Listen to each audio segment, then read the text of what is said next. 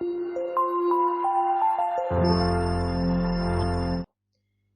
this figure, PQR is 100. PQR 100 है. PQR are points on a circle with center O. ये देखिए ये centre है O. Find OPR. अब मुझे ये एंगल निकालना है. देखिए ये एंगल, इसको मान लेते हैं एंगल नंबर 1. ठीक है. अब इसमें एक चीज हम ध्यान देने वाली है और वो क्या है कि अगर मुझे ये एंगल निकालना है तो ये एंगल इस ट्राइंगल का पार्ट है. देखिए ये ट्राइंगल छोटा सा बन रहा है, इसका ये है पार्ट. ठीक है, इस ट्राइंगल का पार्ट है और अगर मुझे उसका एक एंगल निकालना है तो मुझे बाकी दो एंगल पता होंगे तो ये एंगल मैं आसानी से निकाल सकती हूँ. अब बाकी दो एंगल कैसे निकालेंगे? बहुत सिंपल है. देखिए सबसे पहले ये एंगल देखिए, ये जो एंगल है वो इस एंगल से अगर हम देखें तो डबल है ना, वही हमारा 10.4 कि जो ये मेरी आर्क है, आर्क कौन सी है? PQ. देखो ये रही PQ आर्क सेंटर पे एंगल बना रही है ये. ठीक है, इस एंगल का नाम है मान लो क्या? 2. तो सेकंड एंगल जो है वो इससे डबल है. तो हम कुछ भी बहुत सिंपल है, 4 आर्क PQ. अब मैंने आर्क क्या ले ली? PQ ले ली. Angle 2 equals to twice of angle PQR. किस लिए? थ्योरम क्या है हमारे पास? 10.4 की एंगल सेंटर पे जो बनता है वो डबल होता है एंगल कहीं भी और सेम सेगमेंट में बने उससे. तो इसके अकॉर्डिंग एंगल 2 कितना हो जाएगा? Twice of 100 degree, that is 200. तो ये मेरे पास क्या आ गया? एंगल 2 कितना आ गया यहाँ पे? 200.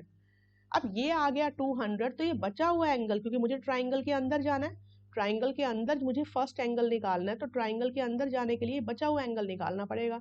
तो बचा हुआ एंगल को क्या कह देंगे हम? एंगल रिफ्लेक्स भी कह सकते हैं और इसको नंबर भी दे सकते हैं ना. नंबर दे देते हैं इसको दूसरे कलर से, ग्रीन से. तो ये सपोज करो जो ये बचा हुआ एंगल है ये क्या है? ये तो 2 हो गया, ये 3 है, ये है 3 और ये क्या है हमारे पास? 4. ठीक है, मैं इसको फटाफट एक बार दोबारा बनाती हूँ क्योंकि इस पिक्चर में क्लियर दिखाई नहीं दे रहा. तो ये मेरे पास सपोज करो ये है हमारे पास PR. ये देखिए PR. और ये है हमारे पास PQ.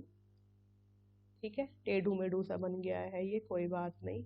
और यहाँ मैं इस ट्राइंगल को थोड़ा बड़ा बना रही हूँ. ये देखिए ये अब क्लियर हो जाएगा. ये है हमारे पास O. ठीक है, ये सेंटर है. तो हम ये एंगल निकाल चुके हैं जिसकी वैल्यू है 200. अगर 200 निकाल चुके हैं तो बचा हुआ क्या होगा? 360 माइनस 200, दैट इज 160. तो बचा हुआ हो गया 160. ये है एंगल 1 और ये है एंगल 3 मान लो, ये है एंगल 3. ठीक है, तो अब करते हैं. तो हम कहेंगे देयरफॉर एंगल क्या, इसको 160 को भी नाम दे देते हैं. एंगल नंबर क्या दिया हमने? इसको 3 दिया ना, इसको हमने 3 नाम दिया है, इसको 3 दिया, इसको 4 देते हैं, फिर कंफ्यूजन नहीं होगी.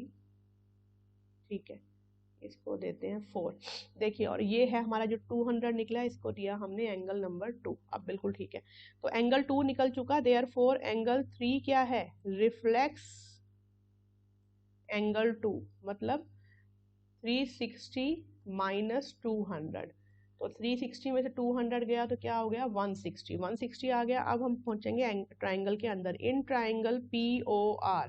अब POR में हम ध्यान से देखें तो हम एंगल सम प्रॉपर्टी लगा सकते हैं. Angle 1 plus angle 3 plus angle 4 must be equals to 180 degree. क्यों? क्योंकि angle sum property of triangle. तो ये तीनों का सम कितना होना चाहिए? 180. अब 180 में हम पुट कर देंगे एंगल 1 एज इट इज. 3 की वैल्यू आ गई है 160 और एंगल 4 भी एज इट इज और साथ में आ गया 180. अब एक ध्यान से चीज देखें, OP is equal to OR. दोनों ही सेंटर से सर्कल तक बन रहे हैं. तो हम लिखेंगे OP is equal to OR. क्यों? क्योंकि रेडियस है, दोनों ही क्या है? रेडियस. अगर ये दोनों इक्वल हैं तो angle opposite to it also equal. Therefore angle 1 is equal to angle 4. देखिए इसमें भी दिख रहा है ये, अगर ये दोनों साइड्स इक्वल हैं तो इनके अपोजिट एंगल भी इक्वल है, क्योंकि opposite angle to equal sides are also equal. ये भी क्या हो जाएंगे हमारे पास? इक्वल. तो 1 इज इक्वल टू 4. तो इस इक्वेशन में हम फिर दोबारा लिखेंगे फ्रॉम इक्वेशन नंबर 1. अब हम जस्ट 1 को इक्वल टू 4 पुट करेंगे. अब इसमें एक ध्यान देना है कि मुझे 1 एंगल तक पहुंचना है, क्योंकि हमें निकालना क्या है? First angle. तो 1 आपकी इक्वेशन में होना चाहिए, तो हम 4 की जगह 1 पुट करेंगे. तो 1 पुट कर दिया यहाँ, हमारे पास आ गया twice of 1 plus 160 equals to 180। तो angle 1 will be equal to 180 minus 160।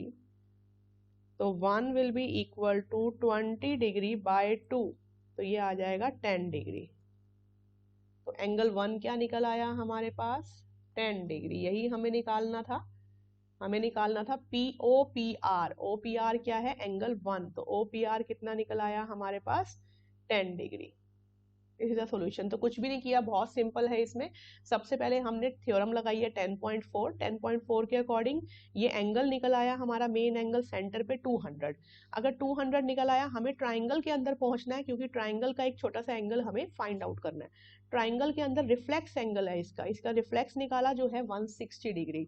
अब इस ट्राइंगल के अंदर दो रेडियस हैं, ओपी एंड ओ आर, दोनों इक्वल हैं क्योंकि दोनों ही रेडियस हैं। अगर ये इक्वल है तो ये आइसोसेलेस ट्राइंगल बन गया। आइसोसेलेस के अकॉर्डिंग इनके अपोजिट एंगल्स भी इक्वल हो जाएंगे। तो 1 इज इक्वल टू एंगल 4। तो इस ट्राइंगल में एंगल सम प्रॉपर्टी लगाकर हम 1 इज इक्वल टू 4 पुट करेंगे and we will get the answer that is 10 degree. तो थैंक यू सो मच।